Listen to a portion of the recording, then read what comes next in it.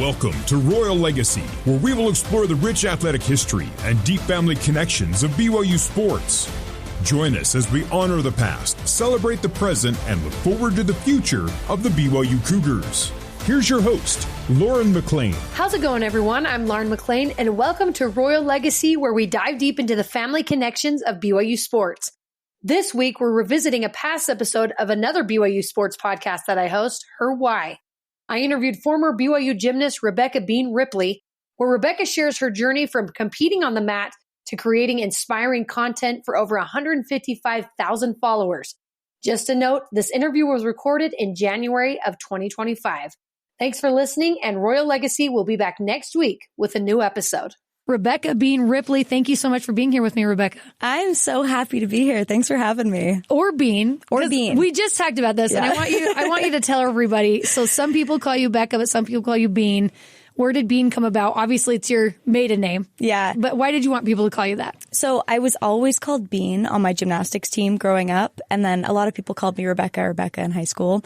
But when I came to college, I kind of wanted to do like a rebrand and just go by Bean, because every time I've introduced myself as that, people remember it more. And I think it's fitting. And so that's why I go by Bean. I love it. So when you were a gymnast at BYU, would they introduce you as Bean? No, but that would have been cool. That would have been amazing. I should have asked them to do that. They probably would have done it if you asked them. Missed opportunity.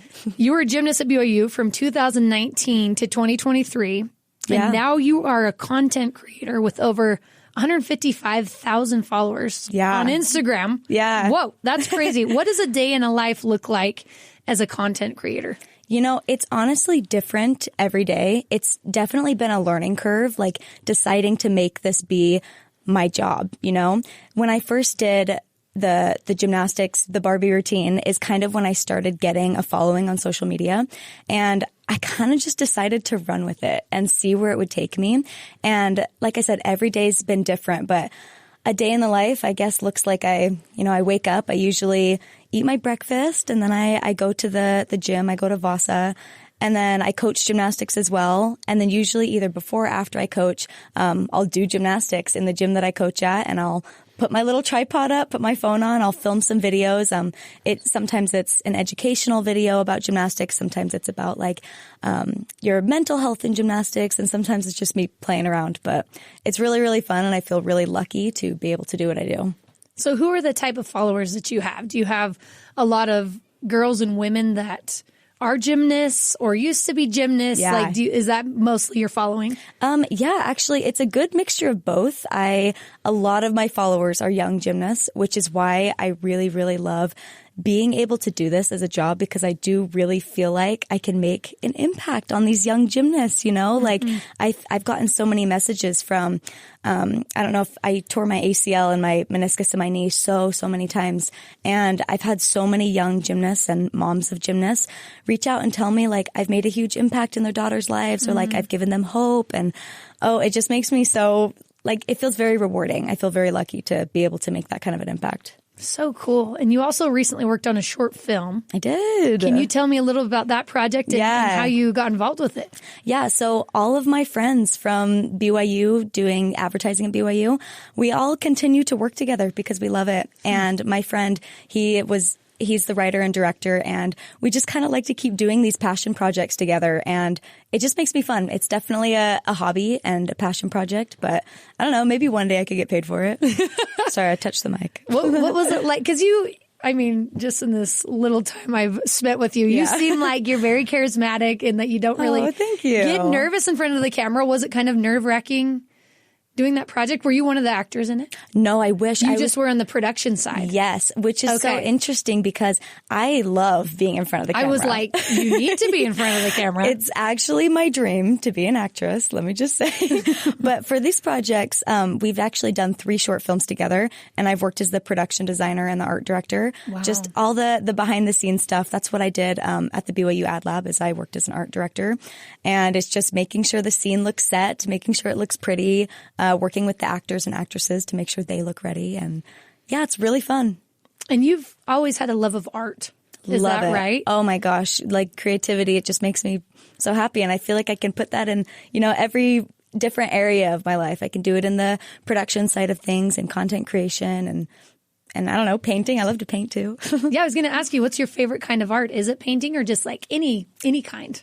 Probably just any kind, honestly. I don't know if you would call it art. I call it art, but probably dancing. I love to dance, and I guess that's where the gymnastics comes into. I love moving my body. Well, you are very, very good at it. You were so much fun to watch when you were a gymnast at BYU. Do you see yourself pursuing more things in film and production and things like that as you move forward? I hope so. It's something that I am really passionate about, and it's really fun. I feel like anytime I'm on set, I just feel at home with other creatives, and I definitely want to pursue that. What is some of the content or projects that you're working on right now? I don't know if I'm allowed. Oh, no, I am allowed to say. So right now I'm actually, my friend who directed the short films that we've been working on, we're actually working on Provo's Most Eligible. I don't know if you've heard of what that is. It's a dating show in Provo, and there's been 2 seasons of it that my friends, I wasn't a part of the first 2 seasons. But since the hype from other just Utah culture has been going on, we've decided to do a 3rd season. And so that's kind of what we're working on right now. It's really fun and really exciting. So if you guys are listening to this, tune in and watch it. That is incredible. What goes into that? I'm so curious because clearly you have to find the person that's going to be. I mean, I can't take a lot of credit for that. I'm just doing I'm making the scenes look pretty. I am not a producer. I'm not doing any of the crazy stuff right now, but all of our producers and director and everybody on the crew is working super hard at finding our bachelors and just everybody who's going to be a part of it and our locations. And there's so much that goes into it. It's crazy. And I'm low-key glad I'm not doing all that. You're like, I'll stick to my lane. Yeah, I'll stick to my thing. That's really cool, though. Obviously, you're so creative, and you've already mentioned that you love that you've been able to help so many people's lives. How would you describe your approach to creating content, whether it's for yourself or for a client or whatever it may be?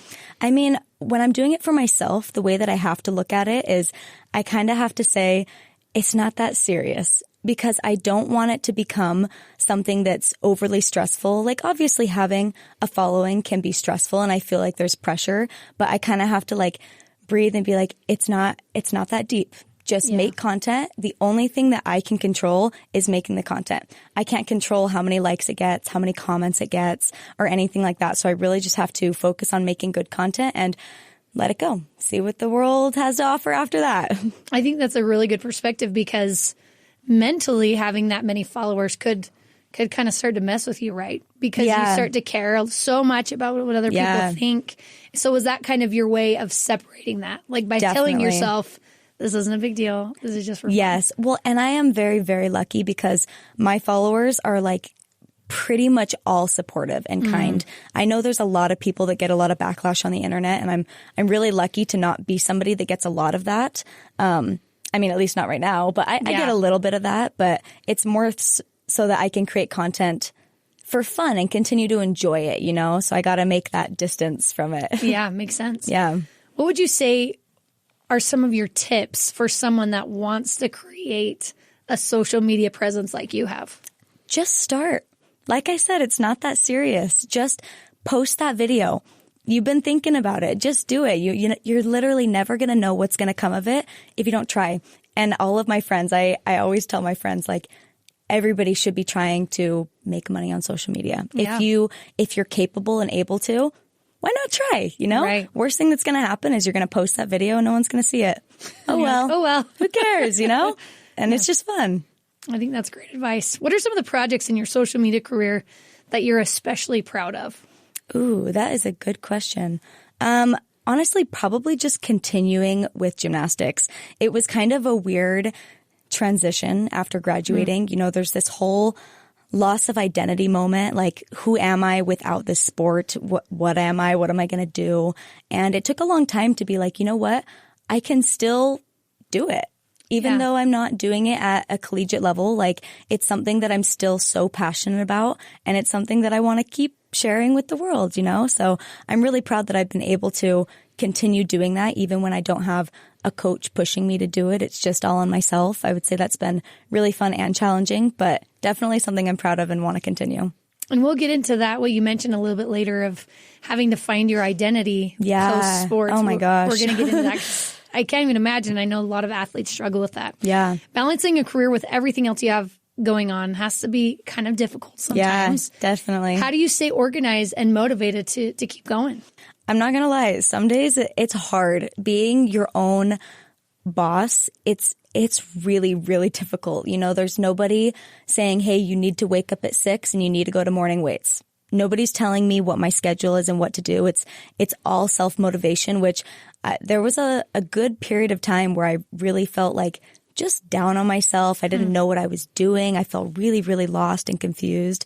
But just writing down my goals and dreams and just kind of starting like one little thing at a time. And that's honestly kind of where it's gotten me now. But it definitely was not easy, and I'm still learning so much as I go. But just one day at a time. And you got to stay self-motivated. That can be hard. Yeah, it's really hard. You're kind of your own boss. You make your own schedule. And I think that would be a difficult thing to do. And I do think a really important part of that is I have a really, really great support system. My husband is super, super, not even just supportive, but helps me try to achieve these things. You know, sometimes he's the man behind the camera. Cool. He's helping me in the areas that I need help so that I can pursue this, which makes me very grateful. Let's go back to your iconic Barbie Girl routine. Let's do it. My gosh, it was amazing. You mentioned that was part of the reason you gained a huge following. Yeah. Do you remember how much it jumped? Like when you look back, how many followers did you gain because of that routine? It was crazy. I posted it. Well, before I even posted anything, I probably gained about 10,000 followers on TikTok and Instagram. I didn't start YouTube until just the beginning of this year. But then over time, as I started posting the videos, probably just from that Barbie routine, I got up to like 80,000 followers or something like that. Yeah. That is incredible. From that one routine. So let's dive into it a little bit. What inspired you to choose that song and character for your routine? You know, it was actually my friend. Her name's Aubrey. We were in the gymnastics gym together playing around, and I was like, I need a new routine. I'm working on something that's like more hip hop, just kind of fun and upbeat.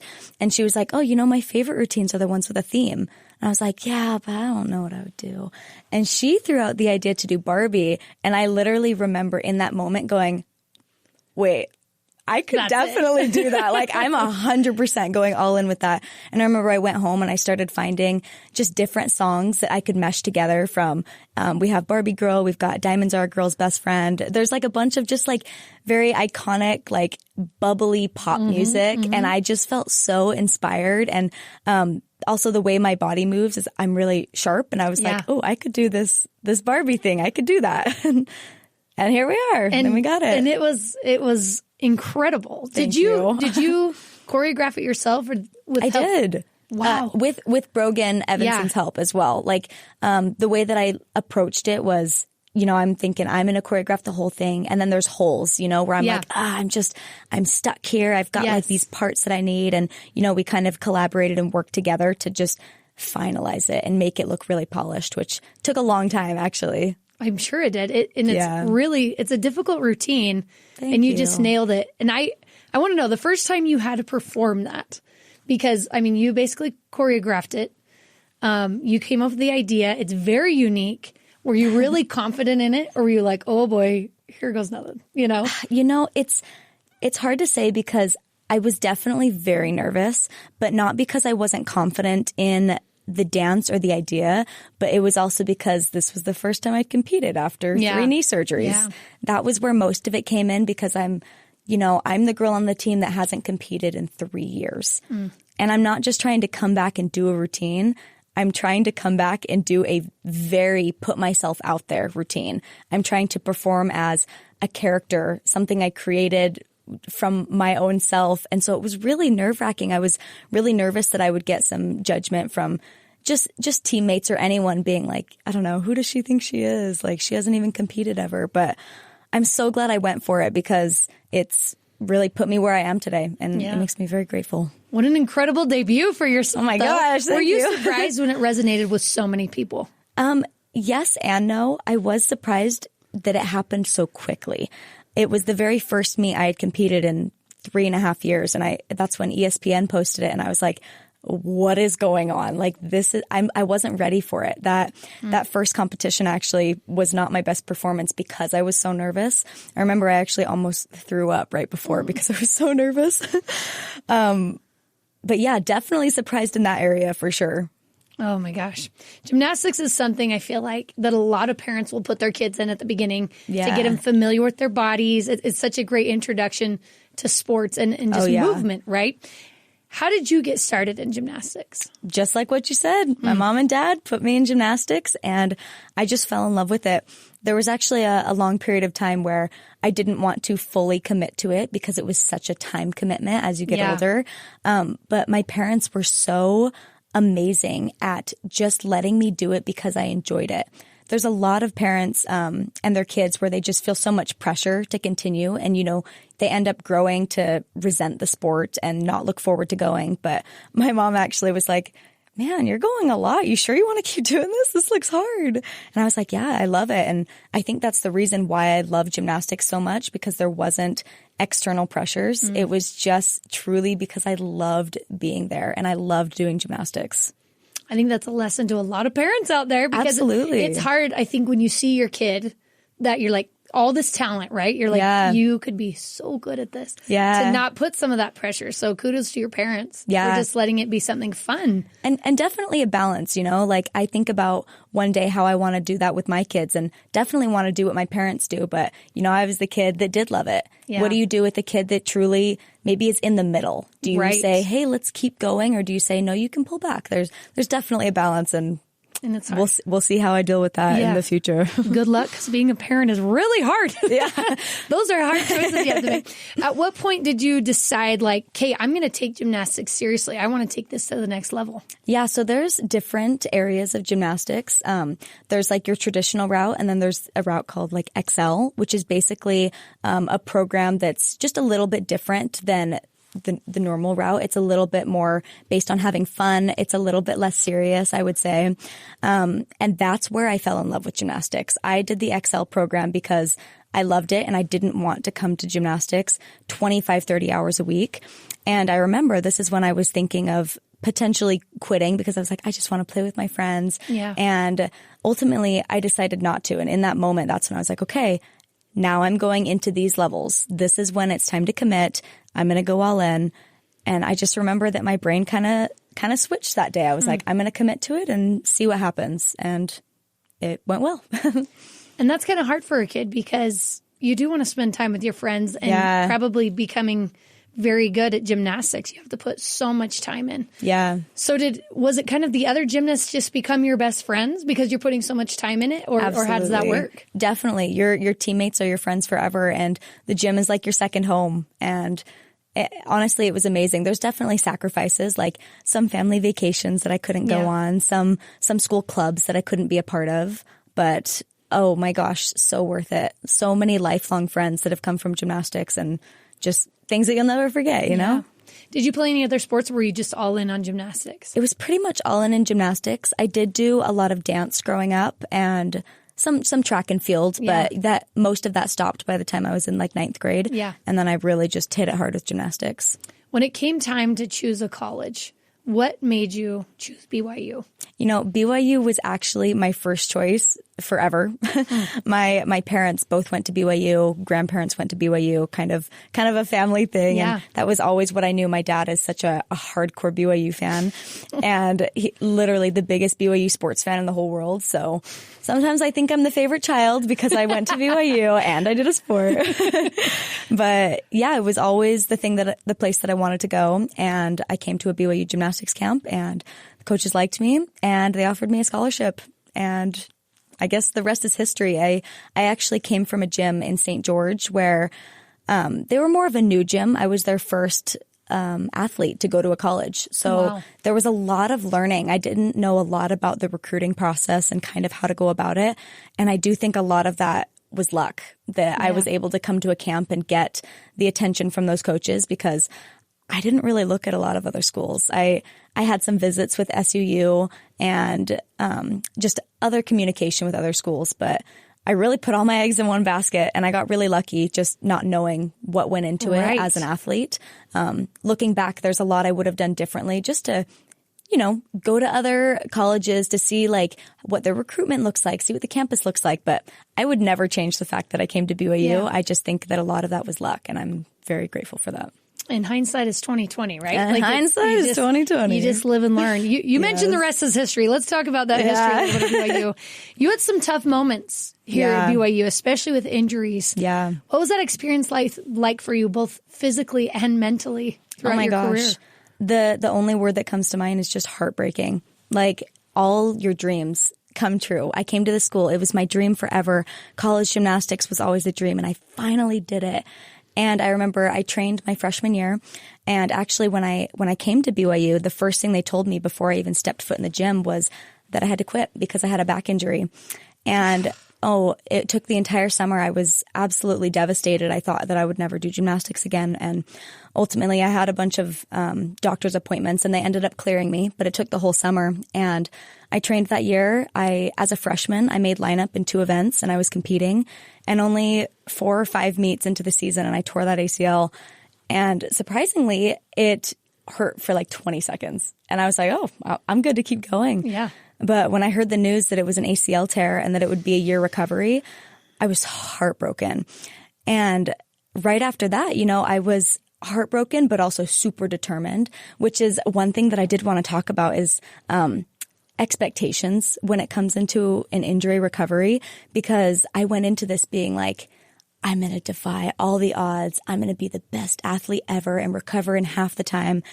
And oh my gosh, it was so unfair to myself. I set myself up for failure. Yeah. I expected to do better than what everybody else does, which is just unfair.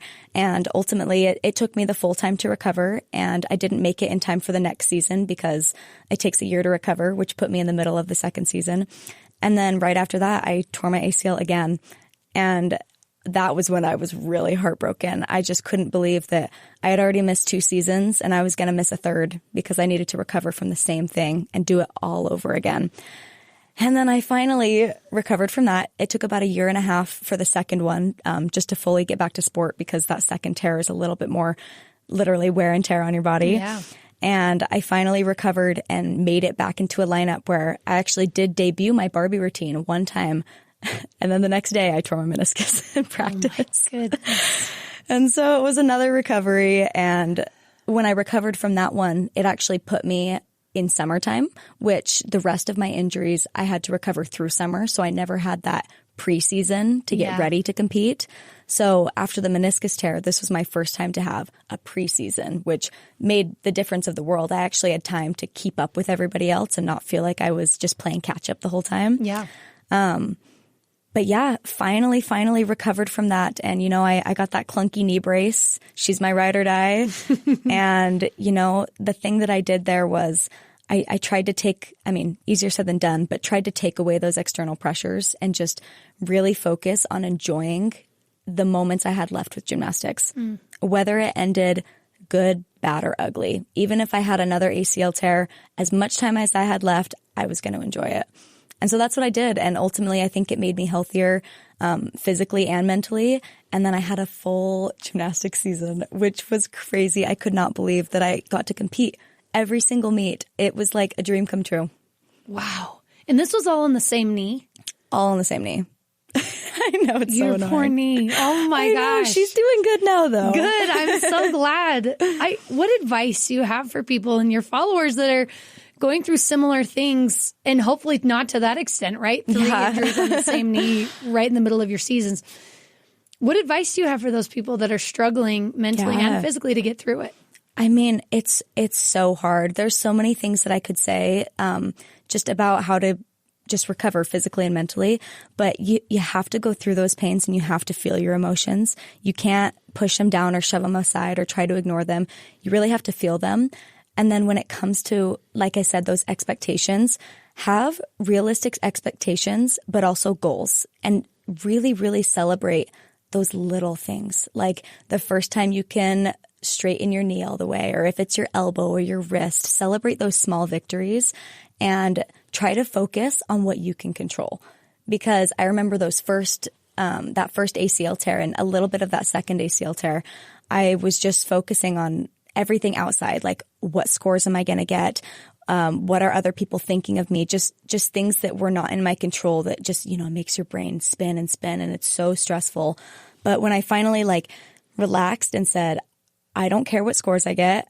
I don't care what other people think about me. I'm just going to enjoy this for as long as I have left. That's when I felt like not just mentally, but physically my body was better because the stress from my brain was lessened and my body felt healthier. And so my advice would be to control what you can control and to really celebrate those small victories because they're not that small. Yeah. And that mental side, it's incredible the impact it can have on the physical side as well. Yeah, right? Crazy. When you look back at your time at BYU with those ups and downs, what would you say you're most grateful for? Oh my gosh. There's so much I'm grateful for. The first thing when it comes to just gymnastics in my body is I'm grateful for my body and for what it's capable of doing. And then I'm very, very grateful for everybody in my life who supported me through all that, especially my husband who, the first 3 years that we were married, he never even saw me do gymnastics, but he always believed in me and supported me. He came to every single meet, even when I didn't compete. My grandparents, they texted me that they watched every single gymnastics meet and kept up with all my teammates and all the scores, even when I didn't compete. My parents, they did the same thing. They always were there supporting me. All my friends, everybody was just so supportive. And that's definitely what I'm most grateful for. I couldn't have done it without everybody. We're going to take a quick break, but when we come back, Rebekah talks about how she's not only a gymnast and content creator, but also an author. This is her why. This is Lauren McLean.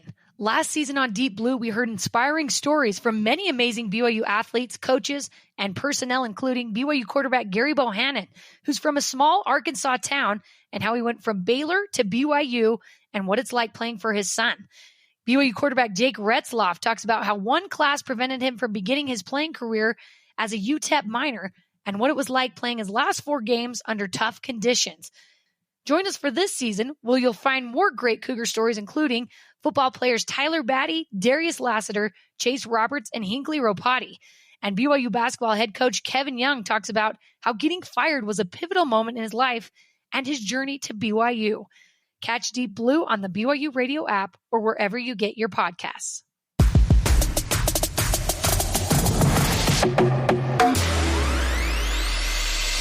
Welcome back to Her Why. I'm Lauren McLean with former BYU gymnast Rebekah Bean Ripley.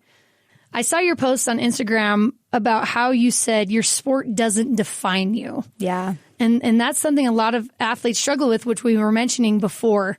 How do you hope to spread that message?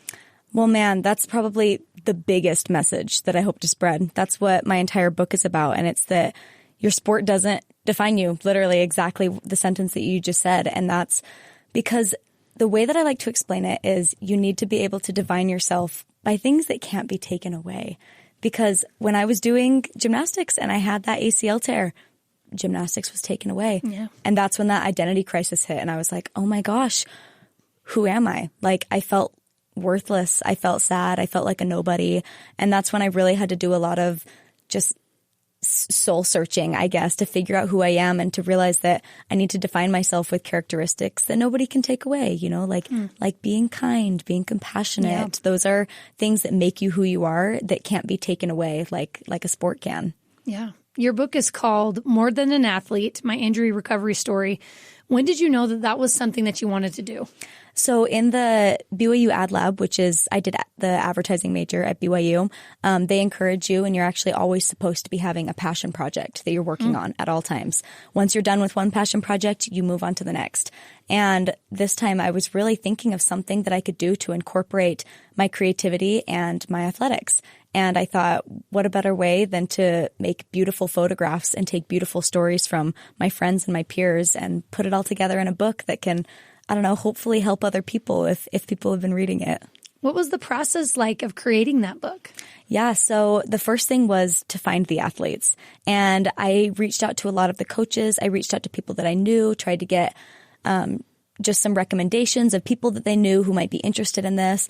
And that was honestly the hardest part, was communicating with every different athlete, the coaches. It was just honestly a headache figuring out how many people, when they can come in to take photographs, trying to get them all on the same day. If I could go back and do it again, I would hire somebody to do that part for me so I could do the fun part. You're like, what have I done? No, seriously. But I had a friend, a classmate who helped me with it. She did the videography of it. There's a video about it too. So I have my book, and then alongside it, I have a More Than an Athlete video of all the people in the book sharing their experiences. And we just kind of found a day that worked for everybody. They came in and I photographed them. And then it just took a lot of time putting it together, making sure that all the spelling was correct, all the errors in there. And then printing it was a whole process in and of itself, just getting it ready for print and then getting a proof and then being like, oh, it's not good. I got to redo it. And then sending it again and being like, oh, there's another mistake. And even in the finished version, there are still mistakes, but that's okay. That is all right. Yeah. You don't need to be perfect. So the athletes you got, were they athletes on campus that have been through injuries and recovery? Yeah, so they're all athletes that either were at BYU currently or had been at BYU. And it was really fun to just connect with other people who not only went through the same thing I did, but the same thing in such a close proximity. Like, oh my gosh, there's somebody that lives a block away that's going through the exact same thing. And it was really great to just like connect on that level and really feel like not alone, you know? Right. Yeah. Maybe a lot more people going through that thing than you absolutely. would have thought. What type of feedback did you receive on the book? Oh, only good feedback.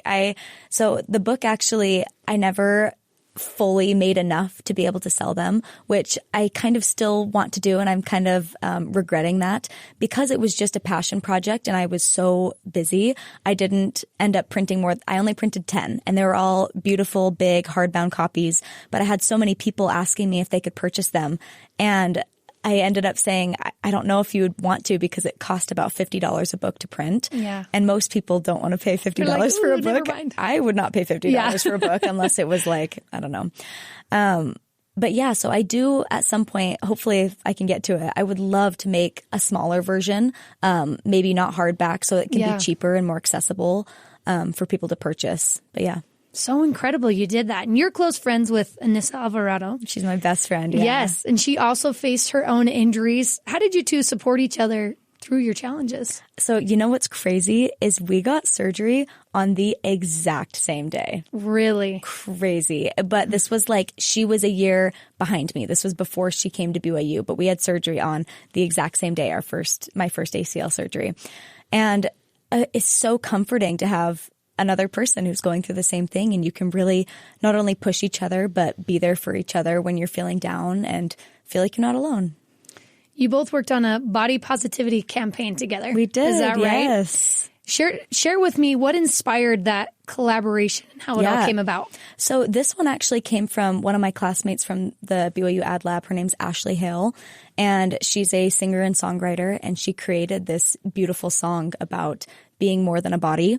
And I resonated so much with it. And we ended up collaborating on the project together. And I ended up asking Anissa because she's just amazing and she's so beautiful and she's so comfortable in her own skin. And I thought it was just the perfect way to make this piece come to life. That is so amazing. And now that you're out of gymnastics, you've been out for a while, you're still very physical, right? You still go do things and do tricks, you said. How's your body feeling? How's your knee? How's everything going? My body feels good. It feels really good. I feel healthy. I feel strong. It feels really good to feel strong. Yeah. Yeah.